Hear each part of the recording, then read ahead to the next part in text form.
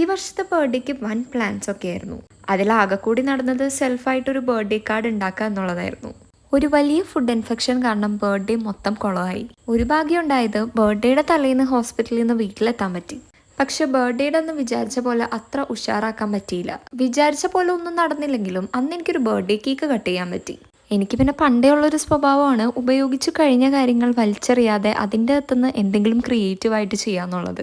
അപ്പം ഞാൻ പറഞ്ഞു വന്നത് വേറൊന്നുമല്ല, നിങ്ങൾ ക്യാപ്ഷനിൽ കണ്ട പോലെ ഇതൊരു ജങ്ക് ജേർണലിംഗ് ആണ്. വെറും ജങ്ക് ജേർണലിംഗ് അല്ല, എൻ്റെ ബർത്ത്ഡേ എഡിഷൻ. അങ്ങനെ ബർത്ത്ഡേ ദിവസം രാത്രി കേക്ക് ഹട്ടിൽ നിന്നും എന്നിലേക്ക് എത്തിച്ചേർന്ന ആ ഒരു ബർത്ത്ഡേ കേക്കിൻ്റെ കേക്ക് ബോക്സ് ഒന്നും ഞാനെടുത്ത് വലിച്ചെറിഞ്ഞ് കളഞ്ഞില്ല. പകരം ഞാൻ ആ കേക്ക് ബോക്സ് ഇട്ടുകൊണ്ട് വന്ന കവറിൽ നിന്നും കുറേ സാധനങ്ങളൊക്കെ വെട്ടിക്കൂട്ടി സൂക്ഷിച്ചു വെച്ചു. വെറുതെ സൂക്ഷിച്ചു വെച്ചതല്ല, ഇത് വെച്ചിട്ടൊരു ജേർണലിംഗ് ചെയ്യാമെന്ന് തന്നെ പ്ലാൻ ചെയ്ത് സൂക്ഷിച്ചു വെച്ചതാണ്.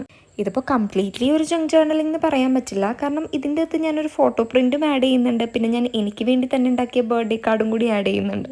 ചെയ്ത് കഴിഞ്ഞപ്പോൾ എനിക്ക് ഭയങ്കര സന്തോഷം തോന്നി, കാരണം കഴിഞ്ഞ ബർത്ത്ഡേയുടെയും ഞാനൊരു ജേർണലിംഗ് ചെയ്തിട്ടുണ്ടായിരുന്നു.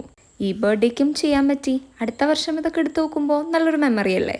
ഇനിയിപ്പോൾ നിങ്ങൾക്ക് ASMR ജേർണലിംഗ് വീഡിയോസ് ഇഷ്ടമാണെങ്കിൽ ഈ ഒരു ജേർണലിങ്ങിൻ്റെ ASMR വേർഷൻ ഞാൻ നാളെ തന്നെ അപ്ലോഡ് ചെയ്യുന്നുണ്ട്. അപ്പോൾ ആ വീഡിയോ മിസ്സാവാതിരിക്കാനും പിന്നെ ചാനൽ ഫസ്റ്റ് ടൈം കണ്ടിട്ട് ഇഷ്ടപ്പെട്ടിട്ടുണ്ടെങ്കിലും സബ്സ്ക്രൈബ് ചെയ്യാൻ മറക്കണ്ട. ഒപ്പം ലൈക്കും ഷെയറും കമൻറ്റും ഒന്നും മറക്കണ്ട.